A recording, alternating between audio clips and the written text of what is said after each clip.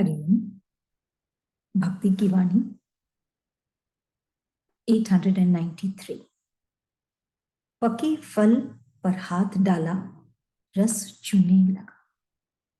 कब पका? जब आपका हुआ। पके फल पर हाथ डाला, रस चूने लगा। कब पका? जब आपका हुआ। क्या कह रहे हैं गुरुदेव? फल जब पकता है, पक जाता है, तो उसको जब हाथ लगाते हैं तो रस चूने लगता है, रस से भर जाता है, मिठास आ जाती है।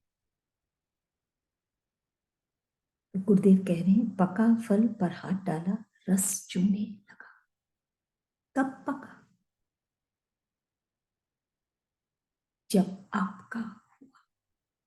कि ये फल कब पका? जब समय विशेष, हम देखते हैं स्थूल दुनिया में फल एक समय के बाद पक जाता है, पकता है, उसमें रस चूने लग जाता है और खाने में भी स्वाद हो जाता है। जो कच्चा है वो सख्त है और खट्टा है, लेकिन पका हुआ फल मीठा है, रस से परिपूर्ण है। ऐसे ही जब भक्त ईश्वर का हो जाता है, प्रभु का हो जाता है, तब वो उसका हृदय, उसकी सोच, उसका व्यवहार, हर चीज बाहर अंदर वो पक जाता है। पक जाता है मतलब कि उसमें रस से वो भर जाता है। जो भी उसके संपर्क में आता है वो भी रस पाता है। पके फल पर हाथ डाला, रस चूने लगा। कब पका? जब आपका हो। ऐसे अगर वो कोशिश करे कि उसके जीवन में रस आए, कष्ट से उभरे, दुख चिंता से, भय से, तो वो उसी में और उलझता जाता है। लेकिन जब ईश्वर का हो जाता है या एक संत के संपर्क में, जब वो के गोद में जब वो बैठता है, जो ईश्वर रूप है, तो वो पक जाता है। उसके भीतर की शक्ति, खटास, विकार वो खत्म हो जाते हैं और वो रस से भर जाता है। जिसकी इच्छा सबको होती है इस रस को पाने की।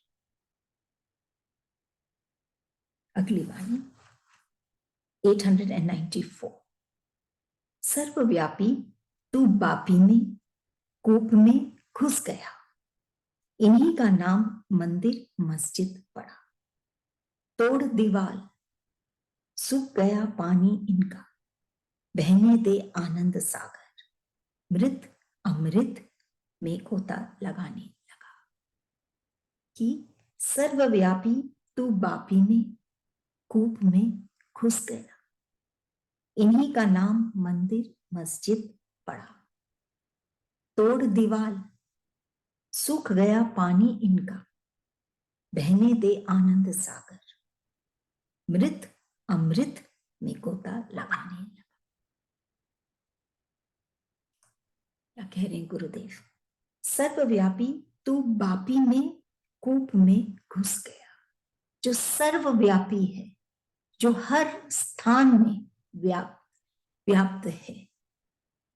कोई ऐसा स्थान नहीं जहां ईश्वर नहीं, सर्वव्यापी नहीं, सर्वव्यापी ईश्वर नहीं, प्रभु नहीं। कोई ऐसा स्थान नहीं जहां वो नहीं, चाहे पदार्थ हो, प्रकृति में हो, कहीं भी हो। हर कण कण में वो व्याप्त है, सर्वव्यापी है। लेकिन अब क्या हो गया? गुरुदेव कह रहे हैं सर्वव्यापी तू बापी में, कूप में घुस गया। बापी तालाब, कुआं, सीमित एक कुंड, उसमें तू घुस गया। कि लोग क्या करते हैं, इन्हीं का नाम मंदिर मस्जिद पड़ा, कि ईश्वर को मंदिर में या मस्जिद में बैठा देते हैं और यही समझते हैं कि ईश्वर यही है। लेकिन ऐसा है नहीं। ईश्वर हर स्थान में है, हर कण में है। इन्हीं का नाम मंदिर और मस्जिद पड़ा, कि ईश्वर को अगर देखना हो तो मंदिर या मस्जिद जाओ। लेकिन फिर कहते हैं गुरुदेव, तोड़ दीवार, सूख गया पानी इनका, कि तू अब भक्त को हर स्थान में दिख, सिर्फ इस मंदिर और मस्जिद में नहीं, हर जगह दिख। तोड़ दीवार, ये जो सीमित दायरा है इससे निकल। ऐसे तो है वो, लेकिन भक्त को नहीं दिखता। तो बोले कि तोड़ दीवार, सूख गया पानी इनका, कि अब वो बात, वो भाव नहीं रहा। सिर्फ मंदिर में देखने से भी वो भाव नहीं पाता है। वहां से निकला तो वापस वही स्थिति, वही मनस्थिति उस भक्त की और वही परिस्थिति। लेकिन अगर वह कण कण में ईश्वर को देखेगा तो उसके भाव ही बदल जाएंगे, सूखेंगे नहीं। हर वक्त वो हरा भरा रहेगा। तो तोड़ दीवार, सूख गया पानी इनका, कि तू इस सिर्फ इस मंदिर में नहीं, इसके दीवार को तोड़ और हर जगह तू दिख। बहने दे आनंद सागर। यहां तक कि जो लोग मंदिर मस्जिद बनाते हैं वे लोग भाव से तो दूर होके अहंकार में और अभाव में आ जाते हैं। तभी कैसे बहे वो लोग, कैसे बह सकते हैं और पहुंच सकते हैं आनंद सागर तक? यही तो लक्ष्य है कि पहुंचना है आनंद सागर। जैसे वो नदी बहती हुई आनंद सागर में। क्यों?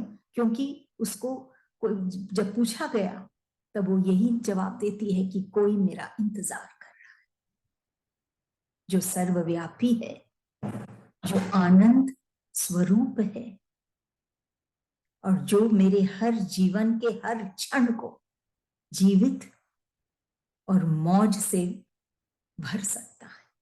ऐसा है ये ईश्वर। तो बहने दे आनंद सागर।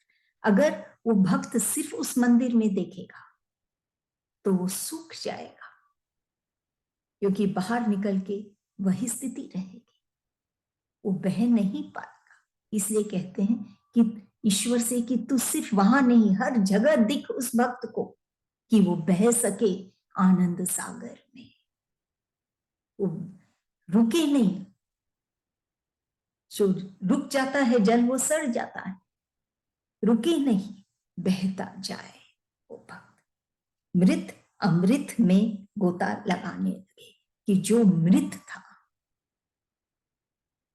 वो अब मृत समान था। जी रहा था, श्वासें चल रही थी, लेकिन फिर भी मृत के समान था। वो अब अमृत में गोता लगाने लगा जब वो ईश्वर को हर स्थान में पाया। सिर्फ ईश्वर को मंदिर में या कोई मस्जिद में ही नहीं, हर स्थान में पाया। उसकी दृष्टि ही बदल गई, उसका जीवन ही बदल गया और वो बहने लगा आनंद सागर में। फिर उसको कोई नहीं रोक सकता। उसके श्वासों की सार्थकता है इसी में। अगर वो कली आई है गाछ पर तो खिलने के लिए, तभी वो खिलेगा। तो भगवान को हम मंदिर में जैसे कोई कूप या पापी है उसमें उसको नहीं घुसा के रखें, बल्कि अपने हृदय में और प्रकृति संसार के हर जगह में या हर परिस्थिति में उसको पाए।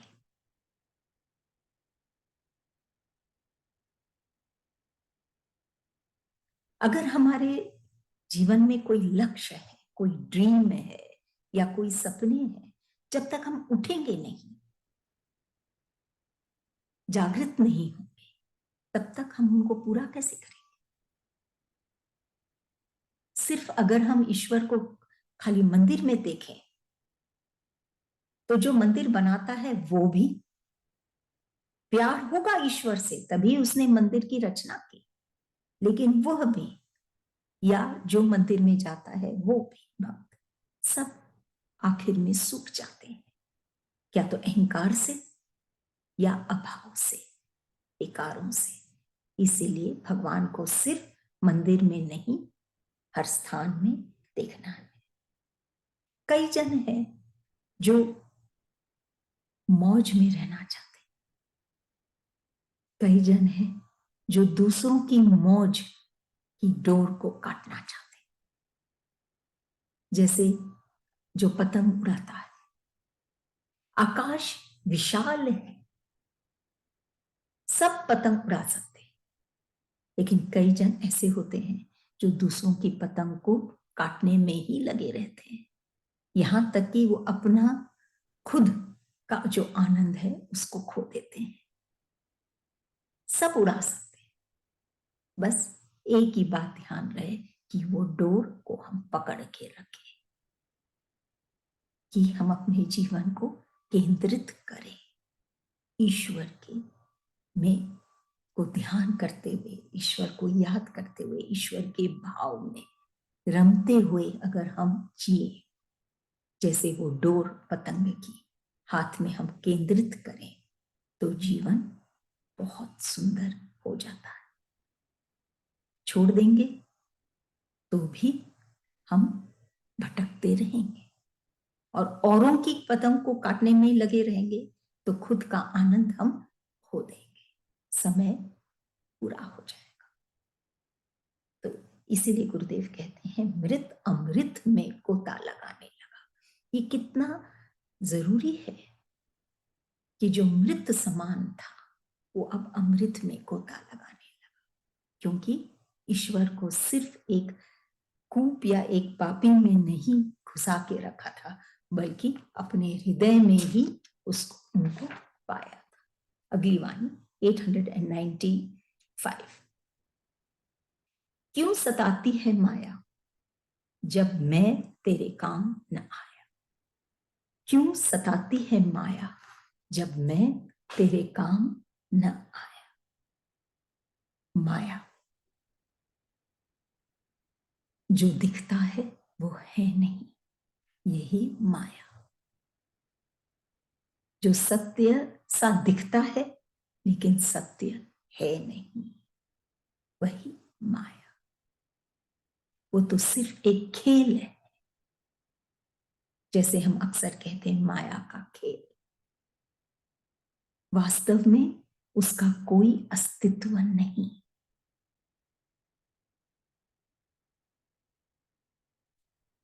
तब गुरुदेव क्या कह रहे हैं? क्यों सताती है माया, कि ये माया जब उसका कोई अस्तित्व नहीं तो वो क्यों सताती है प्राणियों को? क्यों लोग परेशान होते हैं इस माया से? जब मैं तेरे काम न आया। कब होता है ये? जब वो माया के खेल में वो उलझ जाते हैं और ईश्वर को जो सत्य है उसको नहीं अनुभव कर पाते। जब मैं तेरे काम न आया, जब ईश्वर उस भक्त वो भक्त ईश्वर को याद नहीं किया, उसके काम नहीं आया, सिर्फ माया में ही फंसा रहा। जो कीचड़ में फंसा है वह छलांग नहीं लगा सकता। ऐसे ही जो ईर्ष्या या और कोई भी बात है, माया में जो फंस गया है वो छलांग नहीं लगा सकता। ये माया, ये कीचड़ है, जो फंस गया फिर वो छलांग नहीं लगा सकता, निकल नहीं पाता। वो और उसमें उलझता जाता है। जितना जितनी कोशिश करता है वो माया से उठने की, उतना ही उसमें फंसता जाता है, जब तक कि उसके भाव ईश्वर की ओर नहीं। जब ईश्वर को वो याद करेगा हर क्षण, ईश्वर से ही, ईश्वर को ही वो सच्चे दिल से, सच्चा ईश्वर का भक्त होगा, तो ही वो इस माया से उठ सकता है। स्वयं कोशिश करता है तो वो और फंसता जाता है। यही माया का खेल है। लेकिन गुरुदेव हमको ये वार्निंग दे रहे हैं कि माया क्यों सताती है, क्योंकि ईश्वर से हम जुड़े नहीं। जुड़ जाते तो माया का जो यथार्थ, उसका जो आइडेंटिटी है, वो हम जान पाते कि वो वास्तव में उसका कोई अस्तित्व नहीं, वो कुछ है नहीं, वो परिवर्तनशील है, वो शाश्वत नहीं।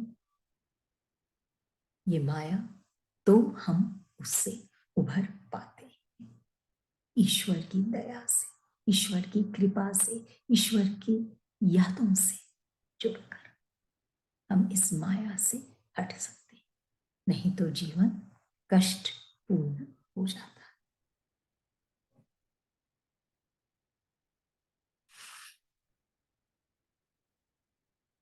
अगली बात 896।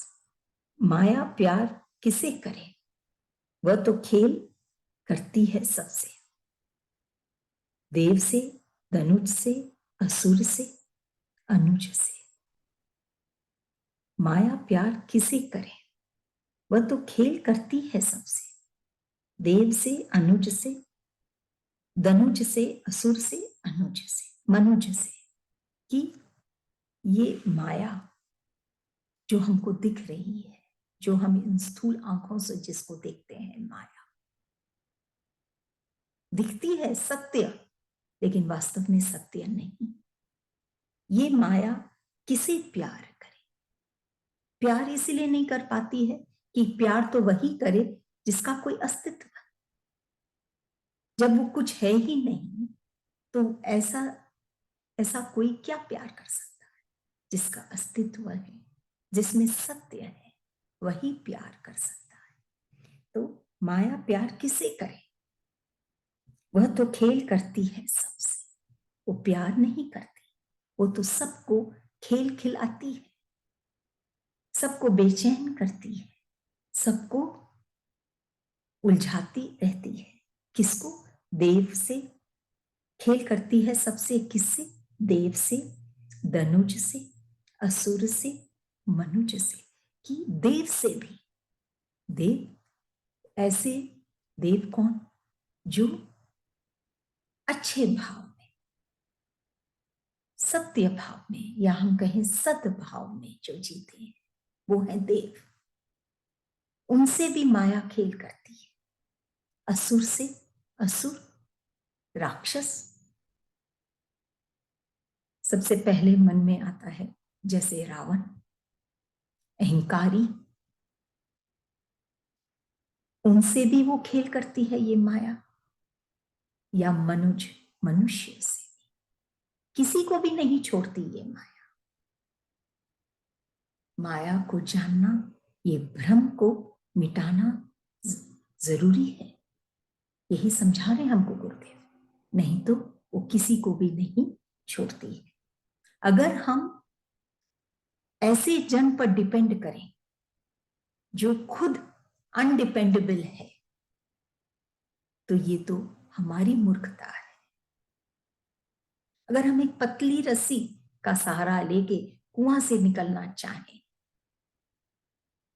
तो इसमें रस्सी की क्या गलती है। हमने ऐसे जन पर डिपेंड किया जिस पर डिपेंड अनडिपेंडेबल है। इसीलिए अगर हम माया पर डिपेंड करते हैं जो खुद शाश्वत नहीं, सिर्फ खेल खेल रही है, खेल मतलब थोड़े समय के लिए, हार जीत या प्रसन्नता, और ये भी हो सकता है दुख, तो हम ईश्वर को नहीं पाएंगे जो सत्य है, शाश्वत है, सुंदर है। ये खेल दिखता है माया का कि बहुत सुंदर है, वास्तव में है नहीं। ये हम अनुभव भी करते हैं। तो किसे प्यार करें, क्योंकि माया किसी से प्यार नहीं करती। इसीलिए समय विशेष के बाद ये हमको कष्ट देने लग जाती।